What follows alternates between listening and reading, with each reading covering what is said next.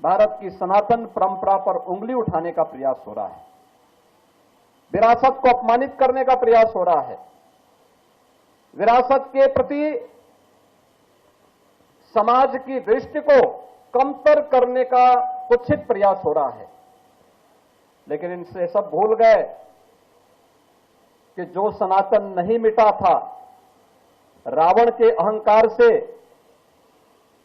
जो सनातन नहीं टिका था, कंस के हुंकार से जो सनातन नहीं मिटा था, बाबर और औरंगजेब के अत्याचार से वह सनातन इन तुच्छ सत्ता परजीवी जीवों से क्या मिट पाएगा। आज इनको स्वयं अपने कृत्यों पर लज्जित होना चाहिए। मानवता का धर्म जो सनातन धर्म है, उस पर उंगली उठाने का मतलब मानवता को संकट में डालने का कुत्सित प्रयास। याद करिए, दुनिया की कौन सा ऐसा मत, मजहब और संप्रदाय है जिसको उसके संकट के समय पलक पावड़े बिछा करके उसके स्वागत के लिए सनातन धर्मावलंबियों ने उनकी सुरक्षा और उनके संरक्षण का कार्य न किया हो। हमने कभी नहीं कहा कि हम विशिष्ट हैं।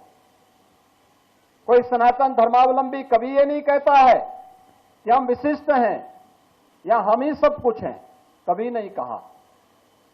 हमने तो कहा एकम सद विप्रा बहुधा वदंती, सत्य एक है और विद्वान लोग उसको अलग अलग, महापुरुष लोग उसको अलग अलग भावों से देखते हैं, अलग अलग रास्ते से उसका अनुकरण करते हैं। इस सब के बावजूद भी अगर जिसकी समझ में नहीं आता है, अपनी मूर्खतावश वह अगर सूर्य की तरफ थूकने का प्रयास कर रहा है, तो सूर्य पे उसका थूक नहीं पहुंचेगा, उसके सिर पे स्वयं गिरेगा और उसे, उसको और उसकी आने वाली पीढ़ी को स्वयं लज्जित होना पड़ेगा।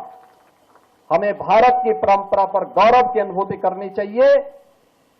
दुनिया को मानवीय कल्याण के मार्ग पर चलने वाली, प्रेरणा देने वाले सनातन धर्म की परंपरा पर गौरव की अनुभूति करनी चाहिए।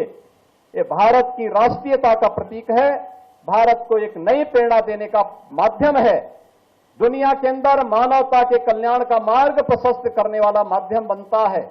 और यही कारण है कि आजादी के अमृत महोत्सव के उपरांत अमृत काल के प्रथम वर्ष में जब भारत दुनिया का G20 के देशों का प्रतिनिधित्व प्रधानमंत्री मोदी जी के नेतृत्व में कर रहा है, तो भारत ने G20 का थीम भी दिया वसुधैव कुटुंबकम का।